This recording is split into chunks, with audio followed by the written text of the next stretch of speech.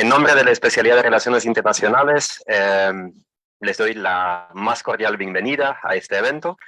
En lo personal también me agrada muchísimo que es la Asociación Internacia la que estuvo a cargo de la organización en muy poco tiempo, hay que decirlo, de este evento. Es una asociación con la cual ya tenemos una larga trayectoria de colaboración, cooperación, sobre todo en tiempos prepandémicos. Y hablando con sus integrantes, podemos esperar algunos otros eventos más para este año y sobre todo el próximo año. Así que creo que es una necesidad en un país como el Perú contar con ese tipo de eventos, iniciativas, sobre todo ¿no? en aras de visibilizar la existencia de las relaciones internacionales no solo como especialidad, sino también como una práctica y una disciplina. Tenemos el honor hoy día de contar con Farid Kahat. Creo que no requiere mayor introducción, pero igual ahí van algunas referencias. Él es doctor en gobierno de la Universidad de Texas en Estados Unidos, profesor principal además del Departamento de Ciencias Sociales de esa casa de estudios. Y además, si me permites, Farid, pese a lo que algunos periodistas llegaban a afirmar, Farid es más peruano que el ceviche, como se dice, ¿no?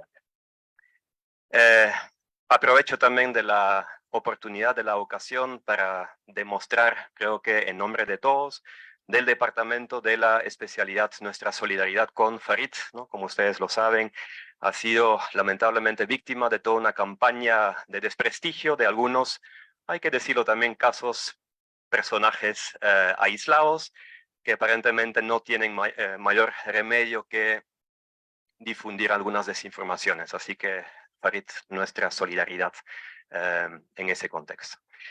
Y finalmente sobre la guerra de la Franja de Gaza, que es el tema de este evento, creo que es un tema sumamente importante por diversas razones. Antes que nada, se trata de otra tensión más, otro conflicto, guerra en el Medio Oriente, una zona, sigue siendo una zona crítica en la geopolítica, en el sistema internacional actual, pero además también por la mortalidad que hemos visto a lo largo de las últimas semanas. En menos de 3 semanas ya se ha dado la muerte de más de 6.000 personas, ¿no? Aparte de los más de 1.000 víctimas mortales que generó el atentado a inicios de octubre. Según algunas fuentes de Naciones Unidas, ya son más de 5.000 víctimas palestinas, ¿no? En la Franja de Gaza principalmente. Lo más lamentable es que, nuevamente, según las Naciones Unidas, más de 2.300 personas fallecidas son menores de edad. Obviamente también el contexto importa, es un contexto de gran turbulencia, de competencia estratégica entre las grandes potencias. Y además, ya de manera más nacional, tenemos ahí en Israel al gobierno claramente más radical desde que se dio la independización de Israel hace más de 7 décadas. Así que no quiero quitarles más tiempo. Al público presente, disfruten del evento y los próximos eventos que va a organizar la Asociación Internacia. Gracias nuevamente, Farid, por la participación, por compartir este espacio con nosotros y gracias nuevamente a Internacia por la organización de este evento. Gracias, profesor, por sus palabras. Sabemos que nos ha apoyado no solo esta gestión de Internacia, sino gestiones anteriores y agradecemos a eso. Internacia ha tenido ya 14 años de trayectoria en el rubro de promover el conocimiento de temas de relaciones internacionales, que como sabemos es una carrera nueva, estuvo antes siquiera de que se formara la carrera cuando solo era una mención en ciencia política. Y poco a poco estamos creciendo, estamos promoviendo temas y un evento como este es ciertamente un gran avance para esta nueva gestión. Estoy muy orgullosa y muy feliz de contar con el equipo que contamos y les pido a todos y todas que sigan atentos a nuestros planes, que tenemos muchos eventos como este. Agradecemos mucho que hayan venido y muchas gracias, profesor, por la introducción. Ahora damos paso al evento correspondiente, que es sobre un tema muy importante, no solo para relaciones internacionales, sino para también cuestiones domésticas de todos los países. Damos paso a un académico que ha destinado su trayectoria en estudios a el estudio de una región tan compleja como lo es el Medio Oriente. Farid Kahat. Vamos a comenzar con un video que es para dar un poco de contexto.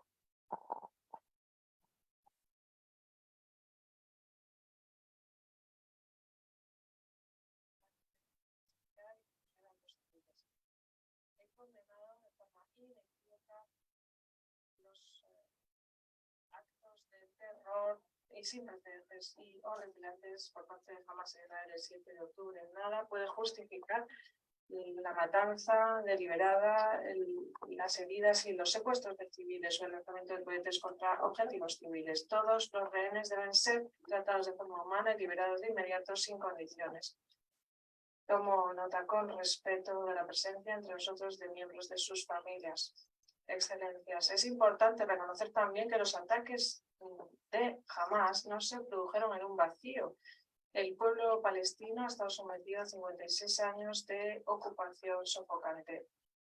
Han visto cómo su tierra es devorada poco a poco por asentamientos, cómo está plagada de violencia, su economía mermada, su población desplazada y sus hogares destruidos. Sus esperanzas de una solución política a sus quejas se han ido desvaneciendo, pero los reclamos del pueblo palestino no pueden justificar los ataques horrendos de Hamas, y esos ataques horrendos tampoco pueden justificar el castigo colectivo al pueblo palestino. Excelencias, incluso la guerra tiene reglas. Debemos exigir a todas las partes que respeten sus obligaciones bajo el derecho humanitario internacional. Deben aplicar cautela en el despliegue de operaciones militares para de no atacar a los civiles, respetar y proteger los hospitales y respetar la inviolabilidad de las instalaciones de Naciones Unidas que ahora están siendo lugar de acogida de más de 600.000 palestinos. Los bombardeos incansables de Gaza por las fuerzas israelíes, el nivel de bajas civiles y la destrucción generalizada de vecindarios sigue aumentando y es muy alarmante. Lamento con pesar y rindo homenaje a las docenas de colegas de Naciones Unidas que trabajan para la UNRWA que han fallecido. Por desgracia son 35 y seguimos contando en los bombardeos de Gaza en las últimas 2 semanas. A sus familias les debo la condena de estos asesinatos y de otros semejantes. La protección de civiles es fundamental en cualquier conflicto armado. La protección de civiles no puede significar en ningún caso usarlos como escudos humanos. La protección de civiles no significa ordenar que más de 1 millón de personas sean evacuadas hacia el sur, donde no hay cobijo, no hay alimentos, ni agua, ni medicina, no hay combustible, y luego seguir bombardeando el propio sur. Me preocupa profundamente las graves y claras violaciones del derecho humanitario internacional que estamos constatando en Gaza.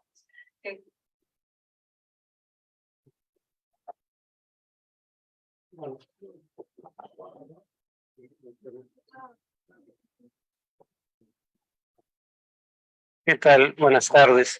Bueno, el que acaban de ver es el secretario general de Naciones Unidas. El discurso es breve, son 6 minutos, pero bueno, puse lo que consideré fundamental. Y aún diciendo lo que dice Antonio Guterres, el representante israelí ante Naciones Unidas lo acusó de justificar las acciones de Hamas. Así que, digo, no me estoy comparando con Antonio Guterres, pero no importa cuántas veces condene el terrorismo de Hamas, me van a seguir acusando de pertenecer o de justificar esa organización. ¿Cómo le pasa a Antonio Guterres? Esto es una campaña de bullying, no tiene ningún propósito de debatir o de argumentar con base en hechos verificables, ¿no?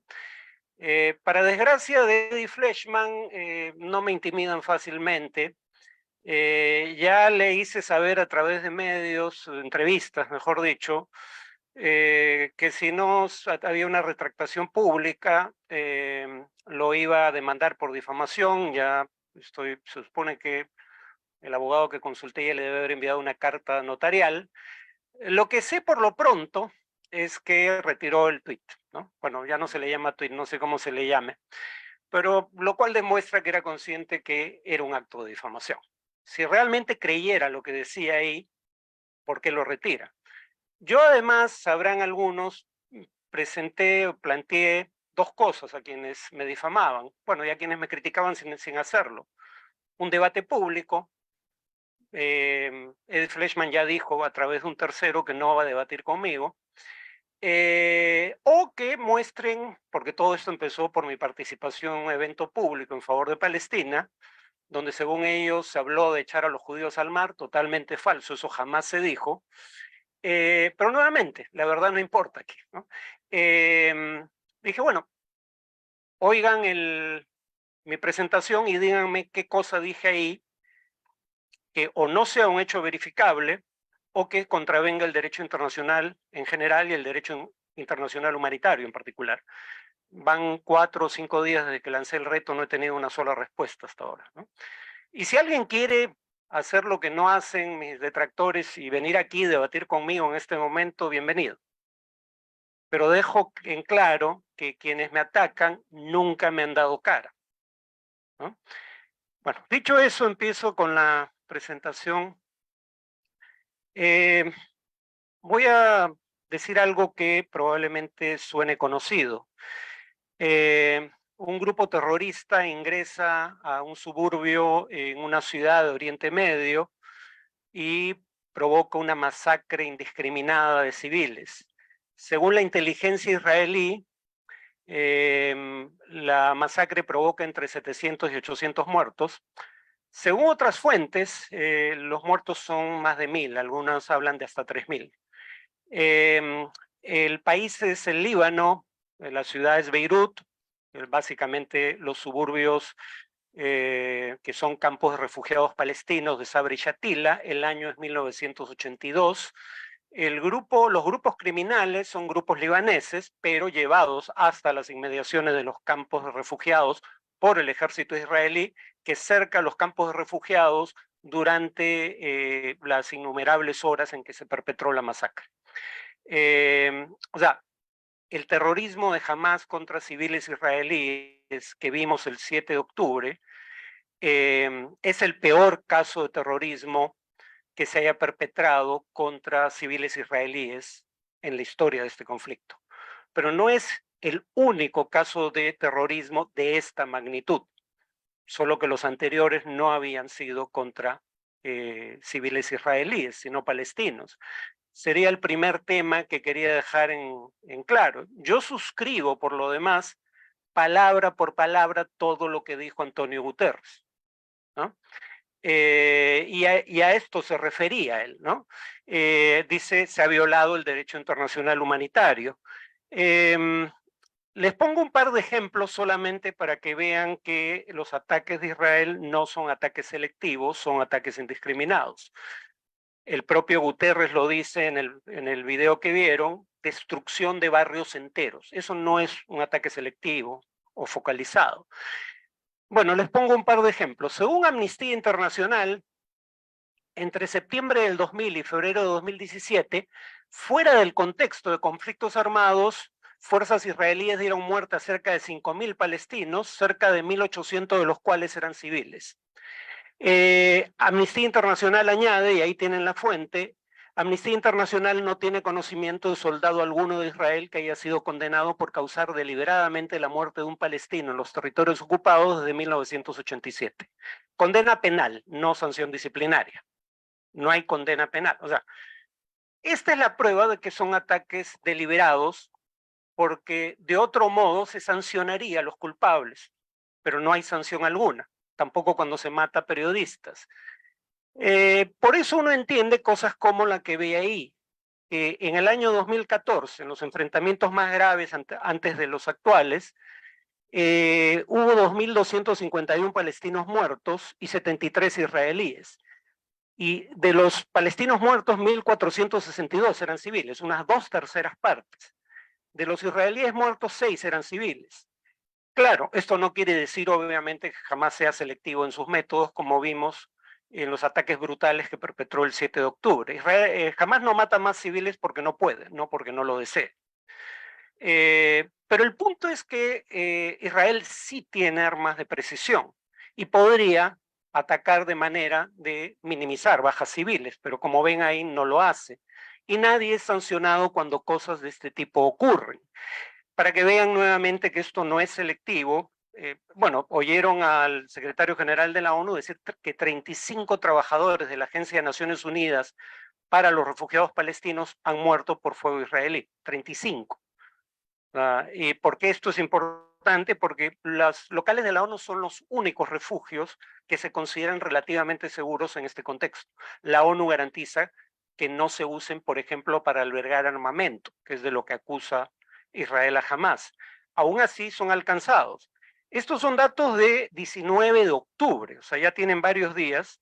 Según la Oficina de Naciones Unidas para la Coordinación Humanitaria, hasta el 19 de octubre, 25% de las casas en Gaza fueron dañadas o destruidas.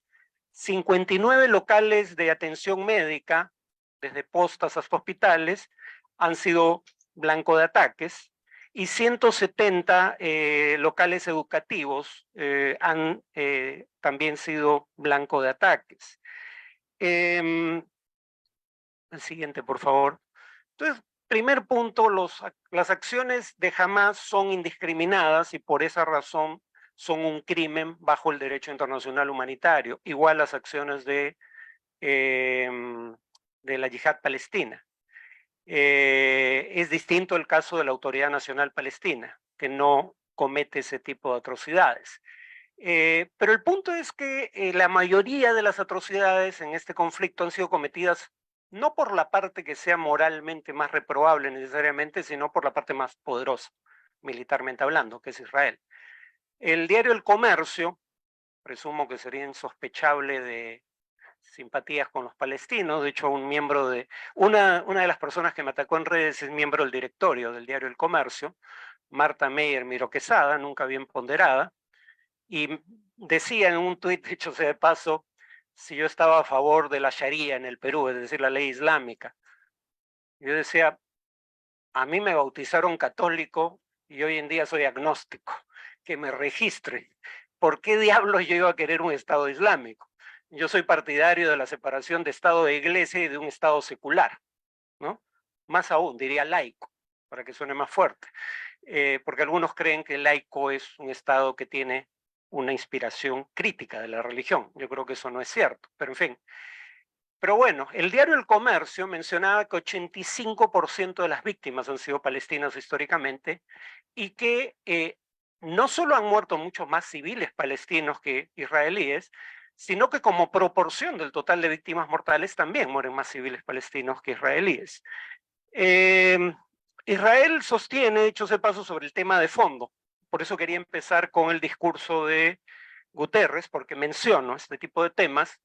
Israel alega que no hay territorios ocupados, ¿no? Cisjordania, Gaza y la parte oriental de la ciudad de Jerusalén. En Gaza, si leen, por ejemplo, el informe del subsecretario general en el momento de Naciones Unidas, nuestro compatriota Álvaro de Soto, él dice ahí claramente que controla las conexiones con el mundo exterior de un territorio es quien lo gobierna para efectos prácticos, y Gaza está bajo cerco militar israelí por aire, mar y tierra desde 2007. Y eso es considerado un castigo colectivo, como dice Guterres, porque toda la población padece las consecuencias del cerco, no solo los milicianos de Hamás. Pero bueno, ¿hay territorios ocupados o no? Sería la primera gran discusión. Los asentamientos, lo que ven en amarillo ahí, que Israel construye exclusivamente para ciudadanos judíos de Israel. Los ciudadanos no judíos de Israel no tienen derecho a ocupar estos asentamientos. ¿Son o no son contrarios al derecho internacional? Israel alega que no. Y el muro, la línea roja, la línea verde es el límite internacionalmente aceptado entre Israel y lo que debería ser un Estado palestino. La línea roja es el muro que Israel construye dentro de territorios ocupados en su gran mayoría. ¿Ese muro es ilegal o no? Israel alega que no. Bueno, ¿qué dicen? Siguiente, por favor. ¿Qué dicen las resoluciones de la ONU y la opinión consultiva de la Corte Internacional de Justicia sobre esos temas? ¿Hay territorios ocupados o no? ¿Los asentamientos son ilegales o no? ¿El muro que construye Israel es ilegal o no? Resolución 242 del Consejo de Seguridad de la ONU, insistiendo en la inadmisibilidad de la adquisición de territorio por medio de la guerra, pide a Israel el retiro de las Fuerzas Armadas israelíes de territorios que ocuparon durante el reciente conflicto. Esta es una resolución de 1967 y la gran mayoría de esos territorios continúan bajo control israelí. Más aún, Jerusalén Oriental ha sido anexada formalmente por Israel, al igual que las alturas del Golán sirio. Este es el mismo principio que viola Putin, a propósito, cuando invade e intenta anexar territorio ucraniano. Es exactamente el mismo principio. Putin está bajo, el régimen de Putin está bajo sanciones internacionales, no de la ONU, pero sí de la OTAN, de la Unión Europea, del G7, por violar esa norma. Israel la viola desde 1967 sin consecuencias. ¿Los asentamientos son o no son ilegales? Resolución 446 del Consejo de Seguridad de la ONU declara que la política y las prácticas de Israel de crear asentamientos en los territorios palestinos y otros territorios árabes ocupados de 1967 no tiene validez legal. Se dice que este es un conflicto complejo. Bueno, en términos de derecho internacional no lo es un conflicto relativamente sencillo. Si quieren, luego podemos ver los alegatos de Israel en torno a esos temas, pero como ven, las cosas son relativamente claras. En cuanto al muro, la opinión consultiva de la Corte Internacional de Justicia, por una votación de 14-1. Cuando la Corte falló, porque esa es la Corte que dirimió el diferendo marítimo entre Chile y Perú, esa Corte falló a favor de Perú, pero la votación era en algunos casos de 10-5, si mal no recuerdo. En este caso fue de 14-1. O sea, el único voto en contra, aunque haciendo la salvedad, una opinión separada, de que estaba de acuerdo con mucho del fallo mayoritario, el único voto en contra fue el del representante estadounidense. La construcción del muro erigido por Israel, la potencia ocupante, por si había dudas de si son o no territorios ocupados, en el territorio palestino ocupado, incluyendo en y alrededor de Jerusalén Oriental y su régimen asociado, son contrarios al derecho internacional. ¿Por qué? Porque Israel alega que el muro tiene fines de seguridad. Lo que responde la Corte Internacional de Justicia es: tú tienes derecho a construir un muro tan ancho y tan alto como creas conveniente, por razones de seguridad, en tu territorio, pero no en territorio que ocupas ilegalmente. Ese es el punto con el muro. Bueno, dicho sea de paso, en el segundo caso, ¿por qué la resolución alega, la resolución 446, que los asentamientos no tienen validez legal? Porque se aplica aquí, lo dice la propia resolución, el cuarto convenio de Ginebra relativo al trato debido a población civil en tiempos de guerra, específicamente el artículo 49, que dice que una potencia ocupante no puede trasladar un sector de su propia población al territorio que ocupa. Es nuevamente el mismo artículo de la misma convención que viola Putin y que por lo que Putin está requisitoriado por la Corte Penal Internacional. ¿De qué acusa la Corte Penal Internacional a Vladimir Putin? De haber violado exactamente ese artículo, porque antes de decir que un país no puede, una potencia ocupante no puede trasladar su población al territorio que ocupa, ilegalmente se entiende, también dice antes que una potencia ocupante no puede trasladar a la población del territorio ocupado a su propio territorio o al territorio de un tercer país. O sea, Israel viola exactamente las mismas normas de derecho internacional que viola Putin en Rusia, pero Putin está siendo sancionado, Israel no. Siguiente, por favor. Por último, este es la última diapositiva, luego unos comentarios breves y abro, digamos, espacio para un diálogo, porque Israel tiene leyes que discriminan sistemáticamente en favor de la mayoría judía en el Estado, como la ley del Estado-Nación, que establece que el derecho a la autodeterminación en Israel es exclusivo del pueblo judío, no dice de la ciudadanía de Israel, del pueblo judío, y que la construcción de asentamientos para colonos judíos en territorios ocupados es un valor nacional que el Estado promueve. ¿Eso por qué es problemático? Porque 20% de los ciudadanos de Israel no son judíos, y más de la mitad de los judíos del mundo no son ciudadanos de Israel. O sea, esta es una ley que discrimina explícitamente en contra de una proporción minoritaria, pero real, de la propia población, ¿no? Por eso es que un veedor de Naciones Unidas, el relator especial de la ONU para el tema de Oriente Medio, Human Rights Watch, Amnistía Internacional, y esta es una organización humanitaria israelí, B'Tselem, todos dicen que Israel es culpable del crimen bajo el derecho internacional de apartheid. O sea, el término, claro, ustedes dirán, pero eso quiere decir que se compara con lo que ocurrió en Sudáfrica.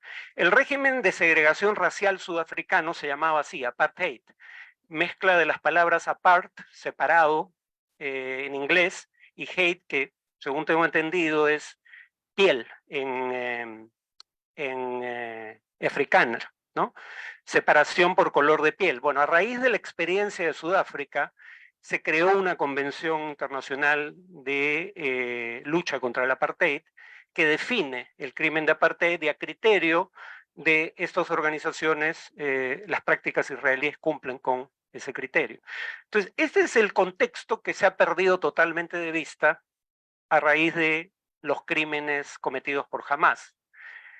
Pero nuevamente, como suele ser el caso en estos enfrentamientos, ya hay más de 6.000 palestinos muertos, cerca de 2/3 partes civiles, alrededor de 6.000 en todo caso, aumenta cada día, ¿no? Cerca de 2/3 partes civiles y poco más de 1/3 niños, ¿no?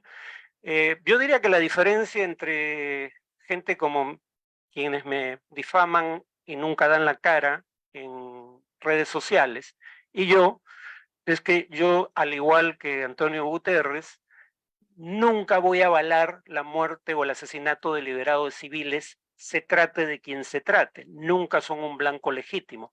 Pregúntenles a ellos si se conduelen por la muerte de los civiles palestinos, tal vez alguno diga sí y inmediatamente van a decir que sus muertes se justifican bajo las circunstancias, ¿no? Que no son crímenes bajo el derecho internacional humanitario, sino daño colateral. Bueno, ya hemos visto por qué personalmente creo que eso no es cierto. ¿Qué creo que ha pasado? Creo que, bueno, la brutalidad de los métodos de Hamás es obvia, pero creo que ni Hamás pensaba que iba a tener un acceso tan grande a territorio israelí. Creo que pensaron que eso iba a ser una operación de menor escala y presumo que el propósito fundamental, obviamente además de causar víctimas civiles de manera deliberada entre israelíes, entre otros entre pacifistas israelíes, ¿no? O sea, gente que es crítica de la ocupación israelí murió en las acciones de Hamás. Y eso es algo que hay que relevar una y otra vez. No es palestinos contra judíos. Ya dije que más de la mitad de los judíos del mundo no son ciudadanos de Israel, y entre esos judíos hay judíos que critican con la misma severidad con que lo hace Antonio Guterres o lo puedo hacer yo, la ocupación israelí. Jewish Voice for Peace, Voz Judía para la Paz, es un ejemplo de eso. J Street, aunque con menor ahínco, una organización. Voz Judía para la Paz es una organización políticamente progresista. Jewish Voice for Peace es una organización liberal y creo que no. Bueno, en el caso de Jewish Voice for Peace no sé si acepta la denominación de apartheid para el Estado de Israel, no lo sé con certeza. Jewish Voice for Peace sí la acepta. Y en el caso de J Street, creo que estaría de acuerdo con todo lo demás que indiqué. Esto no es un tema interétnico. Acá hay normas de derecho internacional aplicables y hay una ética fundamental para juzgar lo ocurrido, ¿no? En fin, creo que el propio Hamás se sorprendió con la dimensión que adquirió su acción, y eso es lo que explica lo que está ocurriendo ahora. ¿Qué creo que tenía en mente Hamás? Hamás sabía que si incursionaba en Israel, causaba muerte de civiles y tomaba civiles como rehenes, iba a haber una incursión militar israelí. Pero creo que Hamás calculaba que esta incursión iba a ser como las 4 que se habían producido antes de esta ocasión. Iba a haber una guerra. Claro que algunos dirían, guerra implica que hay 2 ejércitos regulares. Hamás puede ser una organización de métodos criminales, pero no tiene aviación, no tiene marina, no tiene blindados, no tiene armas de destrucción masiva, todas cosas que sí tiene Israel. Estamos hablando de entre 30 y 40.000 efectivos. Hamas dice que tiene como 40.000 personas en armas, Israel dice que son 30.000. Bueno, Israel tiene 170.000 soldados en actividad y alrededor de 400.000 reservistas, la gran mayoría de los cuales han sido convocados. Y como ya mencioné, Gaza está físicamente cercada, entonces llamarlo guerra para algunos sería un abuso de la semántica. Pero jamás pensaba que iba a sobrevivir a esa guerra como sobrevivió a las 4 anteriores. Y pensaba que después iba a poder negociar intercambio de los rehenes a los que capturó de manera criminal, repito, por palestinos, muchos de los cuales están detenidos sin juicio y sin cargos. En ese sentido no son necesariamente responsables de nada, pero también obviamente gente que está condenada por hechos de violencia. ¿Por qué creía eso? Porque ya había antecedentes. Israel negoció. Esa es una de las paradojas. Si hay algún economista acá, entenderá que esto es un caso de incentivos perversos.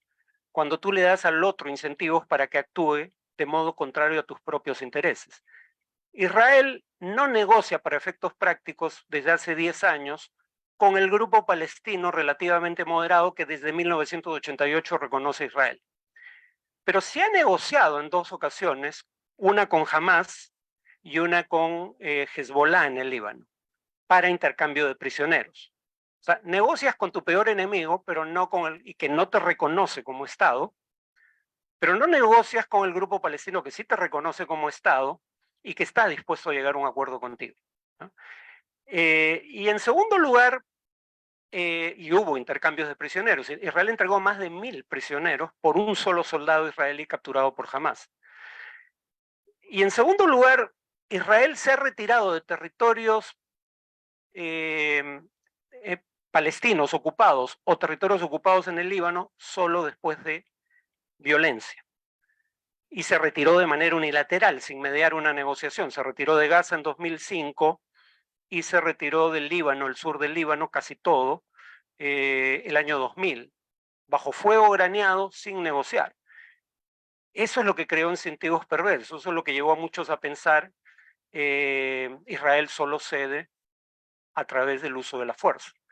Creo que fue la lección equivocada, que muchos derivaron de eso, pero eso ayuda a entender por qué. Mientras Yasser Arafat, cuando se da las primeras elecciones tras los acuerdos entre palestinos e israelíes, Yasser Arafat obtiene 89% de los votos. Jamás no era nada en ese momento, o era un grupo bastante menor en todo caso. Y ayuda a entender por qué en 2006 Hamas tiene la primera minoría en una nueva elección, ¿no? No ha vuelto a haber elecciones de 2006. Y solo terminaría con esto, que es algo particularmente preocupante. Los líderes israelíes, algunos cuando menos, tienen una vocación de limpieza étnica que no hacen el menor esfuerzo por ocultar. Bezalel Smotrich, ministro de Finanzas, hoy mientras hablo en Israel, tiene un artículo, por favor googleenlo, googleen todo lo que les estoy diciendo, ¿no? Y busquen fuentes.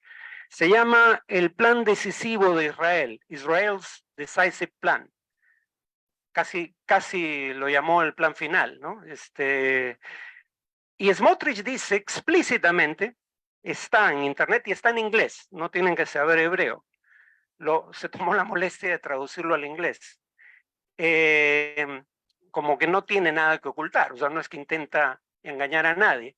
No pueden coexistir 2 identidades nacionales en este territorio. Así que los palestinos tienen 3 opciones. Renuncian a la pretensión de ser una nación en este territorio y aceptan vivir en Israel sin derechos políticos, no como ciudadanos. Que alguien me explique en qué se diferencia eso del viejo colonialismo. 2, los que no estén dispuestos a renunciar a su identidad nacional, se les darán incentivos económicos para que se vayan a países vecinos o al país de su elección. O sea, presumo que en su mente esto es una limpieza étnica con rostro humano, ¿no? Obviamente tal cosa no existe y obviamente los palestinos están siendo expulsados de sus tierras, no se están yendo por incentivos económicos. Y 3, todo palestino que se quede sin aceptar su condición de residente sin ciudadanía será exterminado, ¿no? Busquen el artículo si creen que estoy exagerando, léanlo. Luego el presidente, esto es grave porque el presidente de Israel, Isaac Herzog, no viene de la coalición extremista de la que forma parte Smotrich en el actual gobierno. Originalmente viene del laborismo, por eso es grave que diga esto, y esto es literal, está también en YouTube en inglés. Cuando le hablan de los civiles palestinos, y esto es una respuesta recurrente entre líderes israelíes, es la nación entera la responsable. No es cierta esa retórica de que los civiles no sabían o no participaron. Si el servicio de inteligencia más eficiente de Oriente Medio y uno de los más eficientes del mundo no sabía, ¿por qué asume que los civiles palestinos sabían lo que estaba haciendo o planeando Hamás? Y termino con esta cita del ministro de Energía, Israel Katz. No se prenderá un solo switch de electricidad, no se abrirá un caño, no entrará un camión con combustible a Gaza mientras los rehenes israelíes no regresen sanos a casa. O sea, fíjense en lo que está en juego aquí, ¿no? La lógica es, Hamás en una acción terrorista tomó civiles israelíes como rehenes. Para nosotros, por ende, es lícito tomar como rehén a toda la población civil de Gaza, ¿no? Porque la condición para que los civiles de Gaza reciban alimentos es que jamás libere a los rehenes. Como dije, yo suscribo lo que dice Guterres, y eso me piden que me defina, ¿no? Que invoque por la liberación de los rehenes. ¿Ustedes creen que jamás le puede importar un comino lo que yo opine en el Perú? Pero bueno, dado que ese es el test que debo aprobar, creo que jamás tiene la obligación bajo el derecho internacional humanitario de liberar incondicionalmente a los rehenes y debería pagar por lo que hizo. Pero comprenderán que lo que yo diga aquí no va a cambiar un ápice la situación en Oriente Medio. Solo diría que esta lógica que uno lee o escucha en líderes israelíes es la misma lógica con la que opera Hamás. Hamás, ¿qué dice? Los civiles israelíes eligen a los gobiernos que mantienen la ocupación y que reprimen para mantener la ocupación, y por ley están obligados a servir en el ejército. Por ende, no son civiles a secas, son un blanco legítimo. Obviamente eso es atentatorio o atenta contra el derecho internacional humanitario, pero es la misma lógica que está empleando Israel, por lo que acabo de decir, ¿no? Bueno, yo lo dejaría ahí si hay... un último tema. Si los palestinos votaron por Hamás son responsables de lo que haga Hamás. No, los civiles nunca son un blanco legítimo, 1. 2, eso fue en 2006, Hamás nunca volvió a convocar elecciones. Y 3, si de eso se trata, Israel continúa, o una proporción significativa de la población israelí continúa eligiendo gobiernos encabezados por el Likud. El Likud es un partido formado en base a grupos de extrema derecha. Originalmente el más importante era el Irgun. El Irgun tenía un mapa, en su símbolo era un mapa que decía que Israel debía tener el mandato británico sobre Palestina y el mandato británico sobre Transjordania, que incluye toda la actual Jordania y parte de Siria, ¿no? Ya que se dice jamás no reconoce Israel, bueno, Israel tampoco reconoce el derecho de los palestinos a un Estado. 2, el Irgun fue el líder del Irgun y luego primer ministro de Israel, Menachem Begin, fue requisitoriado por actos de terrorismo por la autoridad británica durante el mandato. 3, Menachem Begin era el primer ministro israelí cuando se produce la masacre de Sabri Shatila que mencioné inicialmente. En la invasión mueren unos 17.000 libaneses y en Sabri Shatila las fuentes discrepan, pero mueren más de 1.000 civiles palestinos. El Likud es el partido de gobierno hoy que dice explícitamente que quiere anexar Cisjordania, no negociar un Estado palestino. ¿Eso hace a los civiles que votan por estos gobiernos de derecha radical en Israel culpables de lo que haga el gobierno? Obviamente no. O sea, ese argumento es criminal en ambas direcciones. Bueno, eso sí sería todo. Gracias.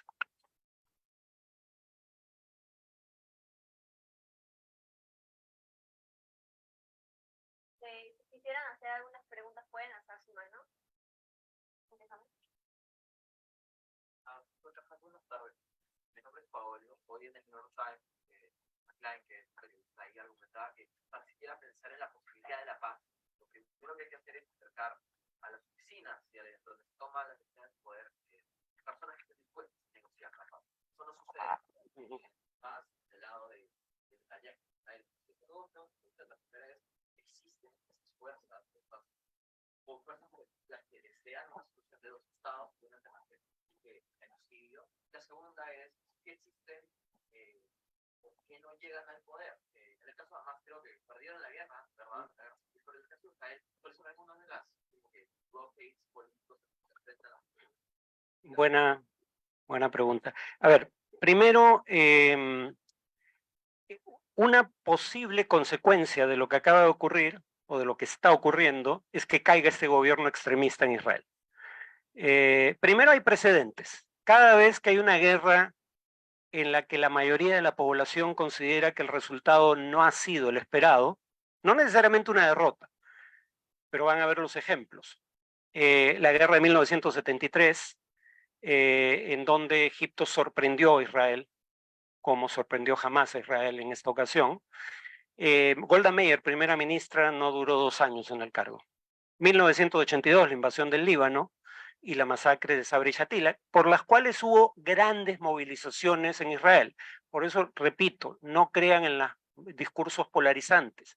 Hay judíos opuestos a la ocupación, hubo judíos que marcharon contra la masacre de civiles palestinos en el Líbano con complicidad del gobierno israelí. El gobierno pero no los vemos en esta ocasión por la brutalidad de las acciones de Hamas, lamentablemente. El gobierno de Begin no duró 2 años. 2006, invasión del Líbano, el gobierno de, ¿alguien se acuerda del primer ministro? Bueno, tampoco duró 2 años. Ahora hay encuestas que revelan que 75% de los israelíes culpan a Netanyahu por lo ocurrido. Entonces yo creo que esa experiencia se va a repetir. Y la caída de este gobierno es una buena noticia. Es casi imposible concebir que lo que venga después sea peor. Ahora, hay 2 grandes cabezas de la oposición, Benny Gantz y Yair Lapid. Gantz no estoy seguro que garantice algo mejor que el actual gobierno. Lapid sí. Lapid, uno, no se quiso integrar al gobierno de unidad nacional que convocó Netanyahu, precisamente porque había extremistas como Smotrich, al que cité, y él dijo, mi condición para formar un gobierno de unidad nacional es que los extremistas salgan del gabinete. Como no se le aceptó esa condición, no es parte del gabinete, por ende no es de unidad nacional, ¿no? Segundo, es el único líder con perspectivas auspiciosas en materia electoral que ha dicho explícitamente que acepta la creación de un Estado palestino. Si como las encuestas no lo favorecen a él, favorecen más a Benny Gantz, pero Benny Gantz tendría que gobernar en coalición con Yair Lapid. Pero mientras más apoyo tenga Lapid por sobre Gantz, mejores son las perspectivas. Ahora, la paradoja de los ataques de Hamas es que han sido tan salvajes, han causado un trauma colectivo de tal dimensión, que la gente está simultáneamente descontenta con el gobierno que tienen, un gobierno extremista, pero no está dispuesta a oír razones cuando se trata de respetar el derecho internacional humanitario en Gaza. Por eso cité a Herzog. Herzog viene del laborismo, no viene de la extrema derecha, ¿no? Entonces, ¿cómo esto se ha procesado en adelante? Y hay gente como Ehud Barak, un ex primer ministro, que argumenta que no debemos crear un Estado palestino porque sea lo justo o por, digamos, hacerle justicia a los palestinos en general, sino porque es lo mejor desde la perspectiva de la seguridad de Israel. Esa va a ser la única forma en que ese discurso pueda calar. En el caso palestino, jamás va a quedar reducido a su mínima expresión si es que sobrevive a esta invasión. Y yo no estaré entre quienes la echen de menos. Eso abre una posibilidad para el surgimiento de nuevos liderazgos, porque el líder actual es Mahmoud Abbas, es un moderado, acepta la existencia de Israel, pero es un gobierno ineficiente, lastrado por la corrupción, que tiene prácticas autoritarias y tiene 87 años, ya no está en condiciones de seguir adelante, nunca convocó nuevamente elecciones, tampoco desde 2006. Probablemente una elección interna sería la mejor solución desde la perspectiva palestina. Pero en todo caso, el liderazgo de Mahmoud Abbas sí está dispuesto a negociar un acuerdo.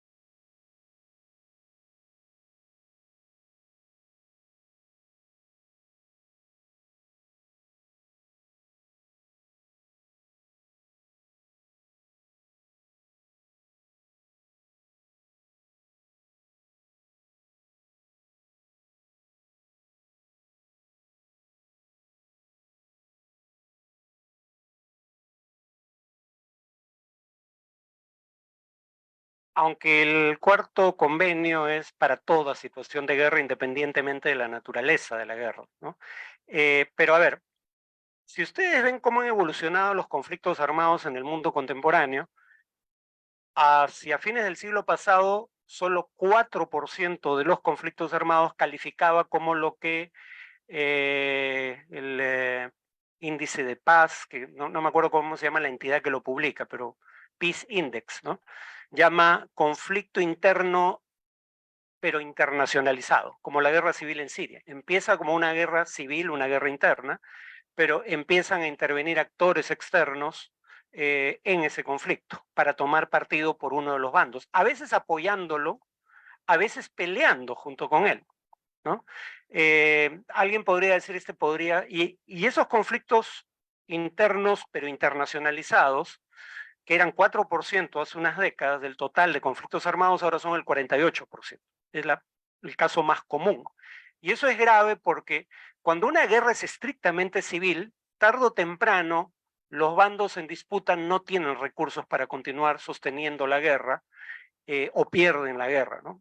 Y cuando no tienen recursos para continuar sosteniendo la guerra, habitualmente buscan una solución negociada. Pero si la guerra puede continuar indefinidamente porque entran recursos del exterior, obviamente eso implica que va a durar más y va a morir mucha más gente. Y la sociedad va a quedar aún más profundamente dividida que si no hubiera habido esa participación internacional. Ahora, si ustedes ven los conflictos armados por tipología, hasta los años 60 el más común eran guerras anticoloniales. Un problema con hablar de conflicto armado interno es que nadie en la comunidad internacional reconoce Cisjordania, Gaza y Jerusalén Oriental como territorio israelí. Luego entonces no es un conflicto dentro de territorio israelí. Yo diría que se parece más a un conflicto colonial. En realidad, no quería preguntar por la minoría étnica que está dentro de Israel, este 20% de su población, más que todo por su representación política y su escudo frente a esta guerra. Tengo entendido que comúnmente se presentan a través de la lista unida. Quería preguntar si es que ellos se posicionaron, o mejor dicho, frente al gobierno de unidad nacional. ¿Esta unidad nacional los incluía en primer lugar? Muy buena pregunta, porque sí, cuando se habla de unidad nacional se está hablando de la población judía de Israel. O sea, tuvieron que pasar 50 años, si no me equivoco, para que hubiera un ministro de la minoría árabe. O sea, son 20% de la población y durante décadas nunca hubo un ministro. Los años que tuvieron que pasar, creo que fueron 50, pero no estoy totalmente seguro, pero fueron décadas antes de que hubiera un solo ministro de esa minoría étnica que es 20% de la población. Son palestinos, en realidad, cristianos algunos, perdón, bueno, hay judíos árabes, dicho sea de paso, pero estos no lo son. Son palestinos mayoritariamente musulmanes, hay una minoría cristiana, hay muchos que son seculares, ¿no? O sea, por ejemplo, el Partido Comunista Palestino solía ser un partido importante, y obviamente sus miembros no profesaban religión alguna. Y era el Partido Comunista es el único partido binacional en Israel. El único partido que tiene simultáneamente judíos y musulmanes o cristianos, o gente de origen judío, musulmano, cristiano. Obviamente ese 20% está en contra de la guerra, salvo un pequeño grupo que son los drusos. Los drusos tenían una posición relativamente subordinada antes de la creación de Israel. Israel, diría como hace toda potencia colonial, divide y vencerás, divide a los colonizados. Entonces, los drusos han sido cooptados por Israel, ¿no? Ese es el tema con la discriminación étnica, ¿no? Esas minorías discriminadas pueden terminar siendo aliados de agentes externos. Por ejemplo, en algunos países árabes, los musulmanes chiitas, que por eso terminan en algunos casos, algunas organizaciones que los representan o representan a parte de ellos terminan aliados de Irán. No porque les interese el cálculo geopolítico de Irán, sino porque, por ejemplo, en Bahrein, la mayoría de la población es musulmana chiita y sin embargo hay una monarquía absoluta. Ellos dicen que son monarquía constitucional, pero eso es un cuento chino. Son una monarquía absoluta y que no hay elecciones, por ejemplo, para elegir gobernantes. Y siendo una amplia mayoría de la población, los chiitas, no solo no están en el gobierno, casi no tienen representación en el gobierno, sino que además son reprimidos cuando protestan. Entonces terminan algunos de ellos aliados de Irán. Eso pasó con los drusos, pero salvo los drusos, que son un grupo muy pequeño, lo que tienen en común los árabes con ciudadanía israelí es oponerse a la política de ocupación. La gran división que hay ahora en ese grupo es porque finalmente esos grupos nunca formaban parte de las coaliciones de gobierno. Y hay algunos que ya están diciendo, bueno, hay que ser pragmáticos. Hay que tratar de influir en las políticas de Israel desde el gobierno. Yo honestamente creo que esa es la razón fundamental por la que por lo que el ex primer ministro Yair Lapid habla de un Estado palestino. Porque Lapid es consciente, en mi opinión, de que la sociedad israelí ha virado en una proporción tan dramática a la derecha, que gente moderada como Lapid solo tiene una posibilidad de llegar al gobierno en alianza con la minoría árabe, ¿no? Por eso creo que la posición de Lapid está cambiando.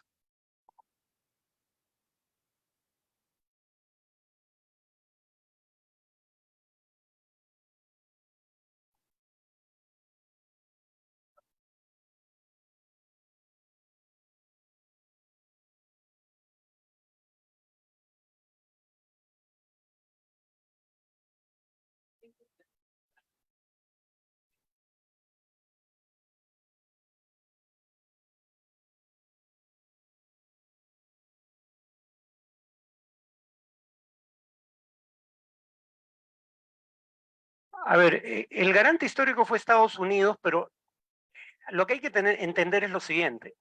Los palestinos nunca se llamaron engaños sobre Estados Unidos. No es que lo aceptaran como mediador más que garante, por ser un tercero neutral. No lo es. Estados Unidos es el principal aliado de Israel en el mundo. Israel es el mayor receptor mundial de ayuda militar de Estados Unidos, por un amplio margen.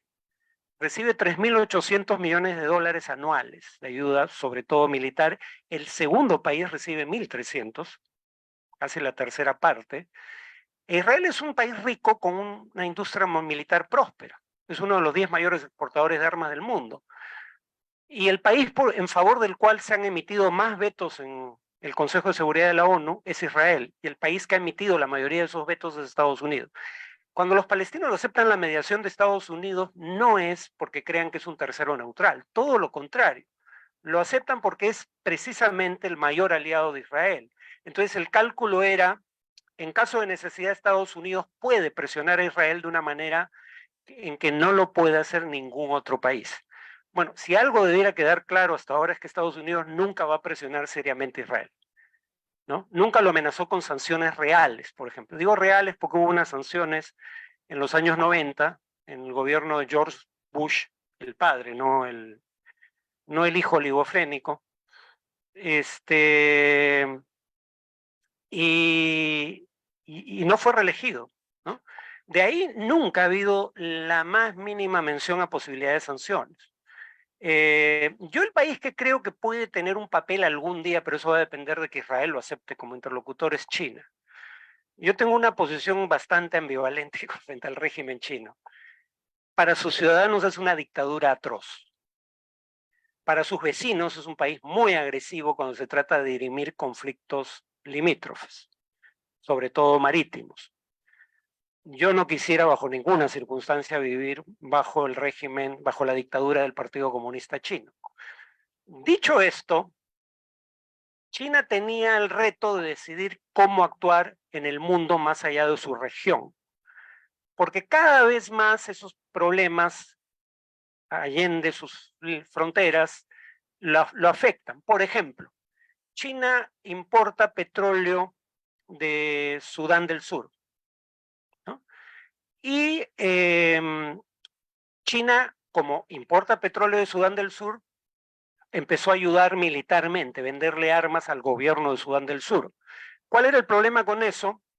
Que ese gobierno de Sudán del Sur enfrentaba una guerra civil. Y los grupos insurgentes que se oponían al gobierno consideraron que el apoyo que China brindaba al gobierno era una alianza con él y por ende los intereses chinos en Sudán del Sur se convertían en un blanco legítimo y empezaron a atacar instalaciones de empresas chinas. Entonces China, para no ser considerado un aliado del gobierno, dejó de venderle armas o de entregárselas y la guerra civil escaló. Entonces China es consciente de que tiene que tener una estrategia a nivel global porque sus intereses están en juego más allá de sus fronteras y de su región del mundo. Por suerte, China ha decidido dar un paso en lo que yo considero es la dirección correcta. China ha decidido que la prioridad fundamental de su política exterior va a ser la promoción de negociaciones que distiendan conflictos, como en el caso de Arabia Saudita e Irán, o cuando no se puede llegar a la paz, por lo menos hay acuerdos de distensión, como los que había entre la Unión Soviética y Estados Unidos, o busquen una negociación que llegue a la paz. Y China de esa manera está empezando a decir, donde China pone la mano hay paz, donde Estados Unidos pone la mano hay guerra, ¿no? Es un poco el discurso que están empezando a crear. Hay que agradecer que China decidió tener ese papel, ¿no? La mediación es algo que también hizo Noruega, pero comprenderán que hay una diferencia enorme entre Noruega y China. China es la segunda potencia militar del mundo y es la segunda economía del mundo, y es un país con recursos ingentes para invertir en el exterior. Uno, por el proyecto de la Franja y la Ruta. China quiere integrar sus cadenas de suministro a nivel global en la medida de lo posible. Garantizar, por ejemplo, en países como América Latina, garantizar el acceso a alimentos para ganado y para población, y garantizar el acceso a materias primas para su industria, y garantizar también los puntos de destino de las exportaciones chinas. Por eso el puerto de Chancay, dicho sea de paso, ¿no? Exportaciones industriales. Entonces, China tiene un interés en invertir en obra de infraestructura fuera de su territorio por los beneficios para su economía, pero tiene una segunda motivación. China tiene la mayor burbuja inmobiliaria que se haya producido jamás en una gran economía, ¿no? Según un reporte del diario británico Financial Times, que según Milei es de izquierda, sí, ríanse porque es estúpido, pero Milei lo dice. Milei dice que el Financial Times es de izquierda, entonces ya uno se pregunta, bueno, es que claro, si ves el mundo desde la extrema derecha, todo parece estar a tu izquierda, ¿no? Búsquenlo porque lo dijo, no lo estoy inventando. Bueno, el Financial Times sacó un reporte que decía que en China entre locales fabriles, locales comerciales, oficinas, viviendas, hay espacio construido capaz de albergar 90 millones de personas que no se está vendiendo.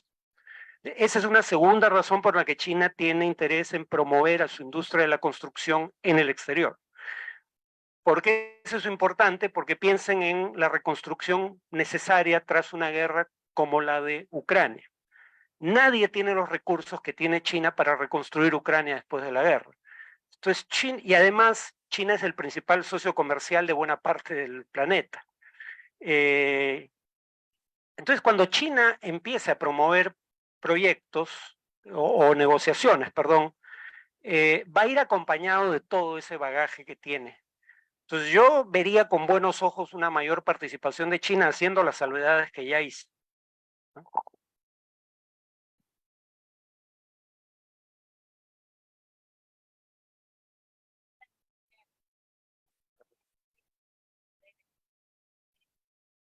¿Paga suscripción? Muchas gracias. Igual no me están pagando, ¿eh? Bueno.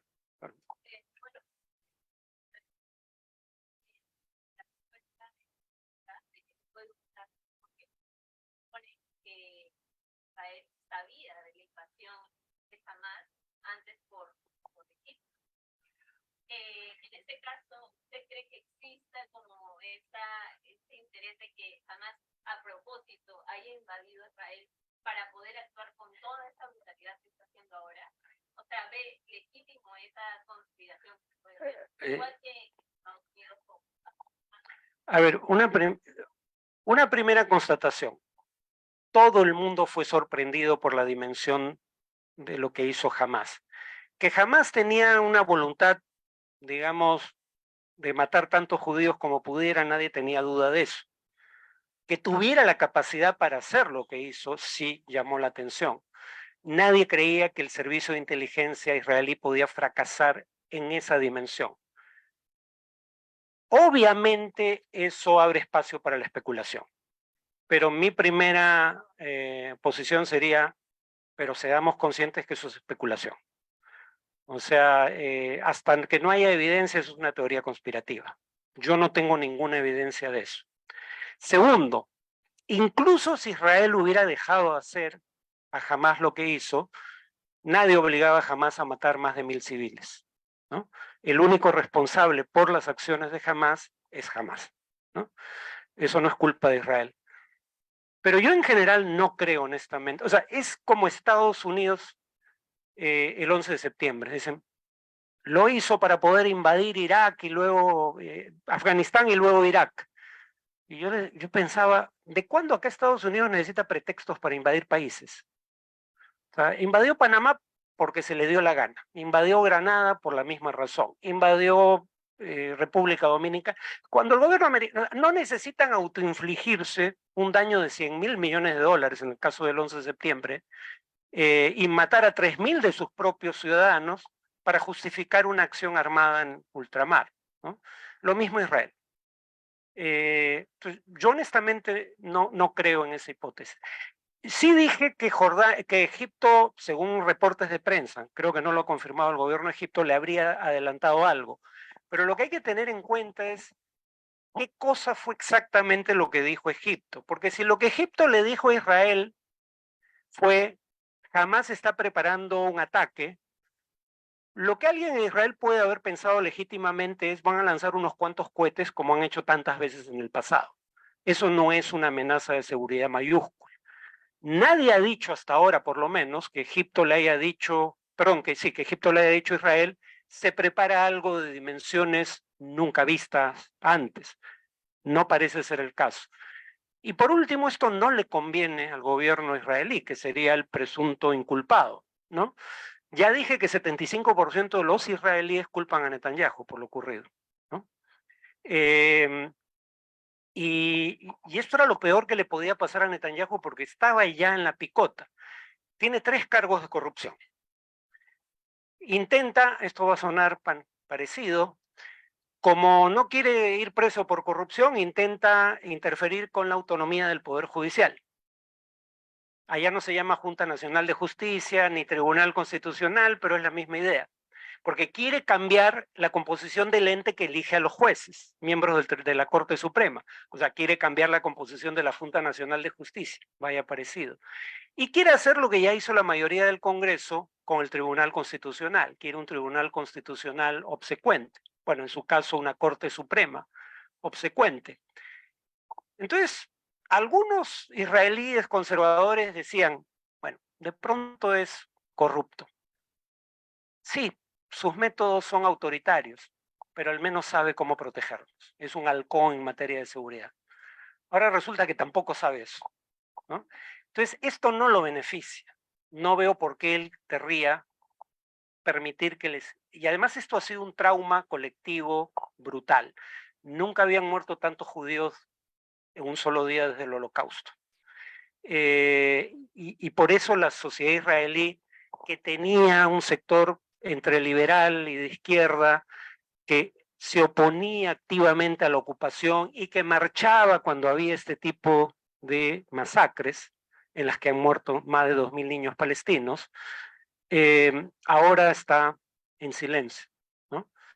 Bajo esa el trauma colectivo es de tal magnitud que esto ha vuelto a la sociedad israelí muy poco receptiva al sufrimiento de los palestinos. ¿Van a dejar sin la palabra?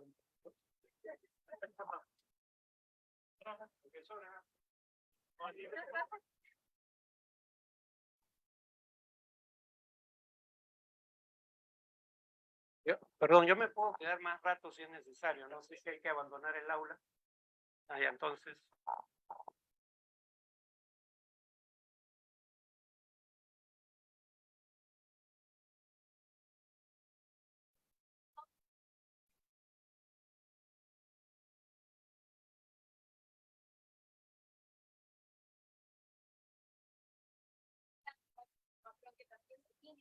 Uh-huh.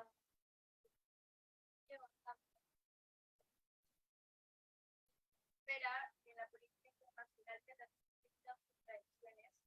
La segunda pregunta es, en relación al resurgimiento de los radicalismos, también como se podría ser considerado por el reflejo de la sociedad que también elige este tipo de líderes. ¿Cómo sería posible controlar esta suerte de nativismo? Usted también podría que en parte también considera que existe alguna forma de digamos, ya, la primera, si me recuerdas, era sobre... Sí, no, ya, sí. Primera cuestión, uno, bajo el derecho internacional, Israel tiene derecho a responder por lo que hizo Hamás, ¿no? No estoy discutiendo eso. Segundo, las muertes de civiles en un escenario de combate no siempre violan el derecho internacional humanitario. Lo que el derecho internacional humanitario exige es, uno, hacer un esfuerzo deliberado, un esfuerzo real, por evitar muertes civiles, y dos, proporcionalidad. Y este es un concepto muy mal entendido. Lo que implica el concepto de proporcionalidad es, si hay un objetivo militar que es muy importante para efectos de obtener la victoria en guerra, y es muy difícil atacar ese blanco militar sin causar daño a población civil colindante, el criterio de proporcionalidad ahí es la ventaja militar obtenida ayuda a compensar o a justificar, digamos, las bajas civiles provocadas. Yo creo que Israel no prueba ese estándar. Pero primera cuestión, Israel tiene derecho a responder, uno. Y dos, hay gente en la comunidad palestina que me quiere pegar cuando digo estas cosas, pero casi literalmente. Uno, tiene derecho a responder a lo que hizo Hamás. Dos, no toda muerte de civil en contexto de guerra es un crimen bajo el derecho internacional humanitario. Dicho eso, lo que está haciendo Israel sí es un crimen bajo el derecho internacional humanitario. Israel no está cumpliendo con las restricciones establecidas por ese derecho. O sea, no es solo que estén muriendo civiles, ese no es únicamente el problema, es las circunstancias en las que mueren. Y sí, ahora, las potencias occidentales han tenido siempre un doble estándar en estos temas, ¿no? Ya les dije, les puedo, bueno, los que siguieron mi clase el semestre pasado sobre Oriente Medio, pueden atestiguar que puse norma por norma como aquellos principios que, bueno, tú estabas ahí, aquellos principios que viola Putin en Rusia son los mismos principios que viola Israel en territorios ocupados, ¿no? Pero uno tiene sanciones, el otro no. Ahora, que las potencias, yo sí creo que las potencias occidentales atienden en general estándares un poco mejores o superiores al de países como Rusia. No porque sus gobernantes sean más ilustrados necesariamente o más humanistas, creo que tiene que ver con el hecho de que hay una población, una sociedad civil activa que puede movilizarse en contra de cierto tipo de acciones y una prensa independiente que puede investigar violaciones de derechos humanos y hacerlas públicas. O sea, las democracias tienen un estándar un poquito mayor, poquito nada más, porque Hiroshima y Nagasaki no fueron precisamente conductas ejemplares. Yo no tengo ninguna duda que esos serían crímenes inenarrables bajo el derecho internacional contemporáneo. Entonces, por eso tomen esto con un grano de sal. Estoy hablando en términos, en el margen, digamos, ¿no? Además, hay otra ventaja de las democracias. Llevan registro de sus acciones y ese registro tarde o temprano se hace público. Claro, se hace público medio siglo después cuando los responsables ya están muertos y no hay cómo sancionarlo. Pero nosotros sabemos lo que ocurría en Estados Unidos durante la crisis de los misiles porque se desclasificaron documentos del gobierno americano. Nos enteramos de la versión soviética solo cuando la Unión Soviética desapareció, ¿no? Entonces, no quiero decir que las potencias occidentales deban ser puestas en el mismo plano que China o Rusia, pero sí que las potencias occidentales han actuado con dobles estándares sistemáticamente en estos temas, como en el caso de Ucrania versus Palestina, ¿no? Mi único punto aquí es que eso no es nuevo, ¿no? El sistema multilateral ha sido saboteado en ocasiones por las propias potencias occidentales que lo crearon. Eso no quiere decir que ese sistema no sea valioso en sí mismo, ¿no? Y que merezca ser preservado. Ahora, no es solo Occidente quien está actuando al margen del derecho internacional aquí. Lo está haciendo Rusia, lo hace China cuando ignora un fallo del Tribunal Marítimo que crea la CONMEMAR en su diferendo con Filipinas. Lamentablemente el tema es que esto se está volviendo una conducta bastante extendida entre potencias. Y recordemos que el Perú tiene 50.000 kilómetros cuadrados de zona económica exclusiva adicionales, merced a un fallo de una Corte Internacional de Justicia. Entonces, países como el Perú son los que van a sufrir en caso de que el derecho internacional empiece a ser vulnerado sistemáticamente, porque a diferencia de Estados Unidos no podemos hacer valer nuestros derechos por la fuerza. Somos un país relativamente débil política y militarmente. Entonces creo que países como los nuestros son los que van a pagar las consecuencias. Ahora, sobre la segunda pregunta, yo veo un elemento positivo en cuanto a cómo contener a la derecha radical en el siguiente sentido. Los partidos de derecha radical no son aliados naturales entre sí. ¿Por qué? Porque la esencia de toda derecha radical hoy en día es el nacionalismo étnico, el nativismo, pero el nacionalismo étnico. Es decir, solo son nacionales los que hablan la lengua nacional, tienen la religión mayoritaria o cosas por el estilo. No, la ciudadanía no define la nacionalidad. La condición de ciudadano con igualdad plena de derechos y obligaciones no es lo que define la pertenencia. Y todo nacionalismo étnico suele tener como enemigo a otro nacionalismo étnico. Entonces, por ejemplo, algo de lo que nadie habla es que tanto en Rusia como en mucha menor proporción en Ucrania, hay derechas radicales, en el caso de Rusia apoyando, un sector apoya a Putin, un sector está en contra de Putin. Pero la derecha radical, que ideológicamente sería indistinguible en Ucrania de la rusa, es profundamente antirrusa, ¿no? Porque lo que está a la base es el nacionalismo étnico. La derecha radical comparte enemigos. La izquierda, lo que llaman el globalismo liberal, el Islam y los inmigrantes, sobre todo del color equivocado de piel, pero no son aliados naturales, porque el nacionalismo étnico es una barrera. Vean ahora lo que está pasando entre Ucrania y Polonia y otros países. Bueno, Polonia por suerte ha caído el gobierno de derecha radical en las últimas elecciones. Probablemente el nuevo gobierno cambie la política hacia Ucrania, pero empezaron a restringir las importaciones de granos ucranianos en plena guerra, y Ucrania ha presentado un caso en su contra en la OMC, ¿no?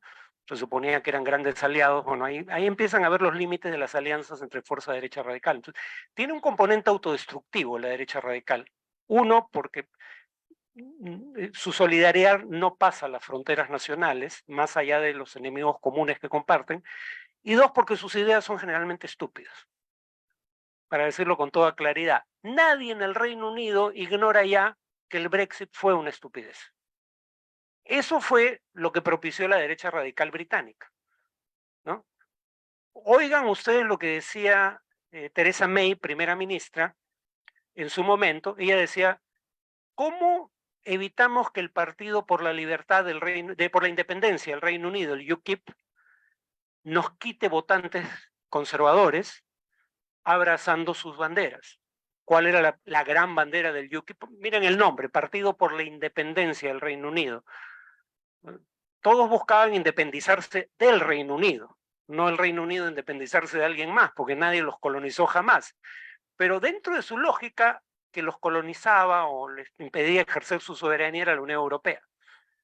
Los conservadores británicos tomaron el Brexit como tema de campaña y sí, redujeron a su mínima expresión al Partido por la Independencia del Reino Unido, pero luego tuvieron que llevar a cabo el Brexit con consecuencias que ya nadie ignora. El país crece menos, la inflación es mayor, no han podido firmar ningún acuerdo de comercio importante, comercial, quiero decir, con nadie fuera de la Unión Europea, y con la Unión Europea tienen una relación subóptima comparado con lo que tenían antes. Ya nadie discute que el Brexit fue una mala idea, ¿no? Bueno, ese es el tipo de cosas con las que sale la derecha radical. Si lo hacemos los nacionales, si centramos las decisiones en nuestro propio país, todo va a ir mejor, todo va a ser mejor. Eso es mentira en un contexto donde los problemas son crecientemente transnacionales. Tú no puedes resolver a nivel nacional una pandemia, no puedes resolver a nivel nacional el cambio climático, ¿no? Entonces, por suerte tienen esa vena autodestructiva. Espero que esa vena crezca rápido porque ya me están empezando a asustar, pero bueno, no es un mal inevitable. Veamos lo que acaba de pasar en Polonia. Acaban de perder las elecciones. Yo Milei lo pondría en unas... Yo sí creo que es de derecha radical, pero bueno, haría algo. Él, por ejemplo, en honor a Milei, no está a favor del nacionalismo étnico. Creo que es una de las pocas cosas buenas que tengo que decir de él. Pero al menos eso, ¿no? Pero en general no hay una tendencia, o sea, la política es práctica. No hay, el futuro no está escrito, no es que la derecha radical está condenada a ganar siempre. Acabamos de ver el ejemplo polaco. La otra cuestión es, antes había la figura del cordón sanitario, ¿no? Los partidos democráticos de derecha o de izquierda mantenían fuera del gobierno a la derecha radical, decidiendo que no importaba cuántos votos tuvieran, no iban a hacer alianza con ella. Bueno, lamentablemente ha crecido electoralmente a tal punto que ya en muchos países esa estrategia no funciona. Entonces, la pregunta es cómo lidiar con ellos aceptando que son un actor legítimo, porque el problema, claro, son una fuerza potencialmente antidemocrática como vimos en Hungría y Polonia, pero son una fuerza con respaldo social importante. Entonces, en democracia, ¿cómo actúas frente a ellos sin excluirlos? O sea, si los excluyes, sus votantes se van a sentir excluidos. Entonces, la exclusión ya no parece una solución. Hay el tema de que se dice si entran al gobierno, probablemente eso contribuya a moderarlos. Europa tiene la ventaja de que su sistema es parlamentario. Entonces, la derecha radical puede entrar al gobierno sin necesariamente controlarlo, como un socio minoritario. Y en algunos casos eso ha llevado a una moderación relativa, ¿no? En el caso de Giorgia Meloni, lo que la moderó fue el dinero, y ahí se dan cuenta de las ventajas de una Unión Europea generosa con los socios. El dinero para recuperación post-COVID, que le toca a Italia, ¿no? Porque de otro modo, quién sabe cómo, o sea, en ese sentido el gobierno de Meloni es bastante más moderado de lo que se hubiera esperado. Cuando se desembolse todo ese dinero, veremos qué tanto de eso era por convicción. Entonces hay quienes creen que se les puede controlar de esa manera. Lo que definitivamente no funciona, o sea, hay que debatir con ellos primero, y hay que tratar de derrotar su agenda. Pero en algunos casos hay la idea de grupos de derecho, obviamente la izquierda no hace alianza con ellos, de incluirlos como socios minoritarios y tratar de moderarlos por esa vía. Por otro lado, con esto termino, si me acuerdo qué iba a decir.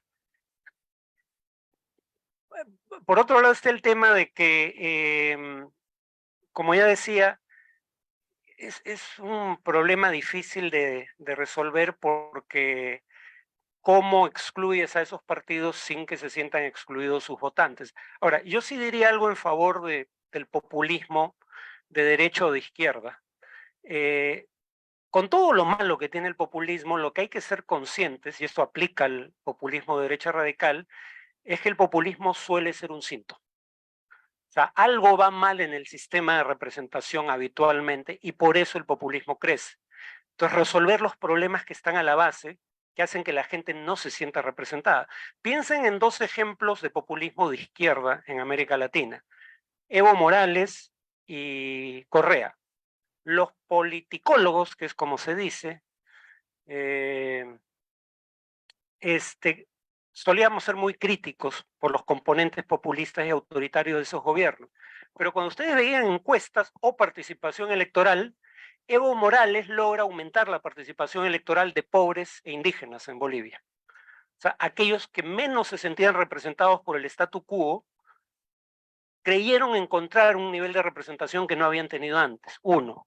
Y dos, lo mismo en Ecuador. La legitimidad de los partidos creció durante el correísmo y la participación electoral creció durante el correísmo. Entonces, hay problemas de representación que hay que resolver. La derecha radical es un síntoma, y si el problema de fondo no se resuelve, el síntoma va a ser persistente. No, y respondió parte. Era muy corto, era preguntarte. Sí, lo atrévete. Por el timing del conflicto. O sea, ¿cómo hacer pie en cuanto a explicar por qué ahora, por qué después? Porque es verdad que todos fueron sorprendidos y nadie se esperaba la magnitud, pero creo que cuando uno ve la forma en que fue la discusión en territorio así, fue de mayor escala que otras agresiones, como son los cohetes, entonces, uno era cómo explicar el timing, y otro, tal vez en conexión con eso, vos me lo sabrás decir o no, hablar del otro lado, porque hemos hablado de la red de alianza, o de alianza, Estados Unidos, de un lado. Sí. Vos tocaste sobre el tema, ¿no?, de las potencias, la irresponsabilidad, la ambigüedad, pero también hablar de cómo no es ya Palestina, sino Hamás, sobrevive tanto tiempo, con tanta capacidad también de hacer daño, si no se lo comprende también en un marco de alianza propia. Sí, buen punto. ¿No? Gran omisión de mi parte, gracias por mencionarlo. Lo primero era el tema de timing. Yo creo que que iba a haber algún tipo de enfrentamiento, iniciado sea por Hamás o por Israel, era un hecho consumado. Yo eso creo que muy pocos tenían dudas. Como digo, el tema es la dimensión. Esto no tuvo comparación con nada que haya ocurrido antes. El timing creo que tiene que ver probablemente, bueno, primero acá el timing tiene que ver, uno, con ventana de oportunidad, ¿no? Israel estaba internamente dividido, concentrado en su crisis política. Algunas unidades que estaban custodiando el cerco de Gaza se fueron trasladadas a Cisjordania, porque la prioridad no era Gaza, sino la colonización de Cisjordania. Entonces, por un lado, parece que ha habido un nivel de descuido en la seguridad israelí que jamás detecta. Ese es un elemento importante en el timing, o sea, cuando tienes la oportunidad de hacerlo. El elemento que tiene que ver con el timing más político creo que es la negociación entre... No, agradezco las preguntas porque son dos cosas importantes que no había mencionado. Tiene que ver con la negociación entre Israel y Arabia Saudita. ¿Cuál es el problema ahí para los palestinos? Y no solo para Hamás, todos los palestinos en ese sentido están de acuerdo. Hasta hace unos 2 años, el acuerdo de la Liga Árabe era, si Israel se retira de los territorios ocupados y permite la creación de un Estado palestino, todos los países árabes normalizamos relaciones con Israel. Y entonces los palestinos podían decir, somos la llave para la normalización de la región, para que la región tenga un cambio de fase sin precedentes. Hay que resolver primero la cuestión palestina. De pronto muchos países, no muchos, pero varios países árabes empiezan a normalizar relaciones con Israel, dejando totalmente de lado la causa palestina. Normalmente hacen lo que había hecho Arabia Saudita en esta negociación. Bueno, darles algunos miles de permisos de trabajo a los palestinos, pero nada respecto al problema de fondo. Y peor aún, no solo no hacen nada por los palestinos, sino que lo hacen no por la paz en la región, sino por las peores motivaciones. Marruecos lo único que quería de Estados Unidos era, si yo reconozco Israel, ¿reconoces mi soberanía sobre el Sahara Occidental? Sí, reconozco Israel. En el caso de Sudán, si yo reconozco Israel, ¿sacas a mi país de la lista de estados que promueven el terrorismo? Sí, entonces reconozco Israel. O sea, los palestinos fueron la última rueda del coche, entonces sentían que estaban siendo abandonados incluso por los estados árabes. Y Arabia Saudita era particularmente grave porque es el país árabe más influyente hoy en día, por los recursos que maneja, pero además porque alberga la Meca y Medina, los dos lugares más sagrados de la religión musulmana, y siendo Hamás un partido islamista, para ellos era importante boicotear eso. Eso en cuanto al timing. En cuanto a las alianzas, el Medio Oriente es una región que tiene la desgracia de que todas las potencias regionales e incluso las potencias extrarregionales se han comportado de una manera desestabilizadora sistemáticamente. Arabia Saudita, Israel, Irán, Estados Unidos, Rusia, ¿no? Irán, en otras palabras, dicho de paso, además de Eddie Fleischman, hay un tal Gabriel Ventasgal que dice a periodistas que invita al gobierno israelí, bueno, según él no es el gobierno, pero que invita a Israel, que yo recibo financiamiento del gobierno iraní. Así que me siento compelido a decir lo siguiente. Bueno, primero que me diga dónde están las cuentas, que todavía no me llega el dinero. Segundo, que cuando venga en el Perú me da la plata o enfrento un juicio por difamación, pero no vive en el Perú. Y tercero, me siento obligado a decir esto, para que no quede ninguna duda. El iraní es un régimen dictatorial, es una dictadura teocrática que reprime con besanía a su propia población, y que es una fuente de inestabilidad crónica en Oriente Medio. Queda claro que no simpatizo con el régimen iraní, por mucho que me quieran pagar. En segundo lugar, sin embargo, lo que hay que decir, bueno, dicho sea de paso, peor aún, ahí donde aliados de Irán tienen participación en el gobierno, todo va mal. No hay tal cosa como un modelo, porque uno podría decir Irán le va mal por las sanciones norteamericanas, y en alguna medida es cierto, pero las milicias pro-iraníes en Irak son autoritarias, son corruptas. Hezbollah es una fuente de inestabilidad constante en el propio Líbano y una fuente constante de conflictos en la región. O sea, ahí donde Irán tiene influencia, las cosas habitualmente van mal, no solo en su territorio. Para un pro-iraní eso debe sonar raro, ¿no? Supuestamente. Bueno, en fin. Lo que sí hay que decir, sin embargo, es que se magnifica la importancia de Irán.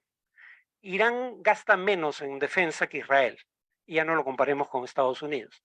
No tiene bases militares, salvo alguna presencia menor en Siria, fuera de su territorio. Estados Unidos tiene bases militares en los alrededores de Irán, no tiene armas nucleares, Israel y Estados Unidos sí. Entonces, como Irán sabe que es militarmente inferior a sus rivales, no los ataca directamente, nunca lo ha hecho. Por eso yo no creo que vaya a intervenir esta vez. Si hace algo, probablemente esté más en la línea de, por ejemplo, tratar de obstaculizar el tránsito de buques tanque con petróleo por el estrecho de Hormuz. Un par de minas en el estrecho de Hormuz, vuela un barco, se dispara el precio internacional del petróleo. Algo así me parece que cabe dentro de lo posible, pero un ataque directo a Israel no. Los ayatolás son besánicos, despóticos, pero no estúpidos.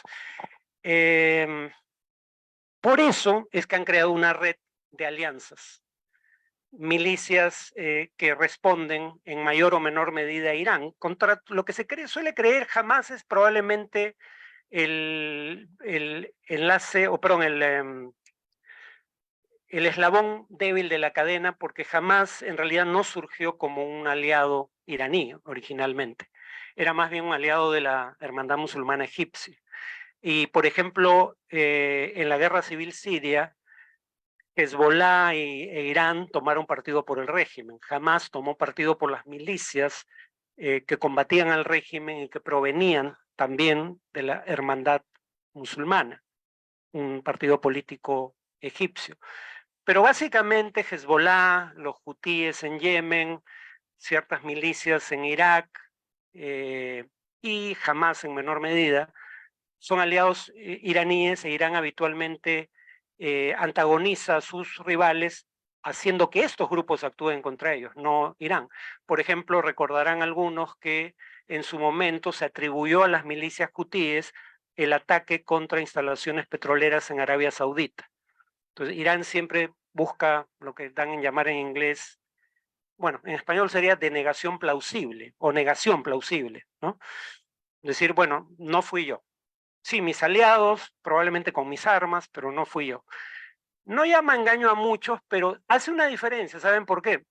Cuando Estados Unidos mató a miembros del grupo Wagner en Siria, Rusia no respondió, porque no eran fuerzas regulares del ejército ruso. Por eso son importantes estos grupos, ¿no? Ahora, lo que sí creo probable es que una participación creciente de Hezbollah en acciones armadas contra Israel, pero Hezbollah ya dijo que el 2006 cometió un grave error de cálculo. Creyó que sus acciones provocadoras iban a recibir una respuesta limitada por parte de Israel, e Israel terminó invadiendo el Líbano y destruyendo buena parte de su infraestructura económica. Entonces, yo creo que ni Hezbollah ni Israel quieren una escalada en este momento. Israel porque tiene buena parte de sus tropas concentradas en la incursión terrestre en Gaza. Y Hezbollah porque el 2006 el país quedó destruido y muchos culpan a Hezbollah por eso, perdió mucho apoyo dentro de la sociedad libanesa. Sin embargo, como ya dije, el 2006 Hezbollah tampoco quería una guerra. Entonces, el punto es, ¿cómo evitar que esto escale? Nadie tiene una respuesta clara. Podría escalar, pero en principio creo que ninguna de las dos partes busca eso.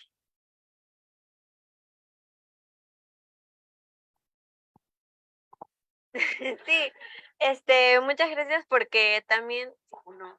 Solo una cosa, un favor. La próxima que vean a alguien criticándome en medios como X, en donde no tengo cuenta, lo único que les pueden decir de mi parte es díselo a él. Díselo a él en su cara personalmente, no ataques por la espalda. Gracias.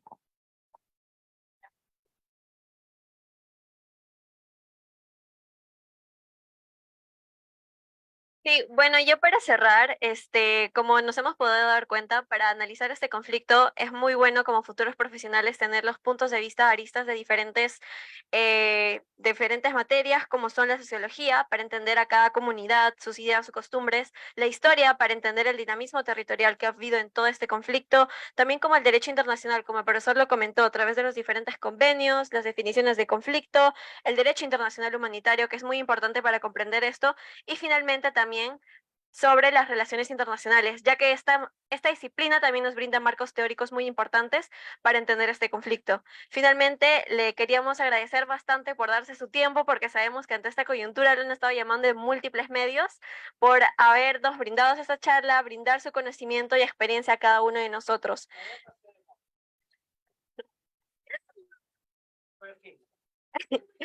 Y bueno, ¿no? Como él dijo como mensaje final, los civiles nunca son blancos legítimos.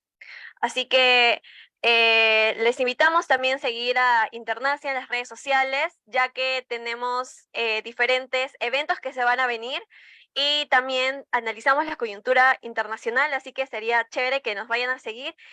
Y muchas gracias otra vez, profesor, doctor.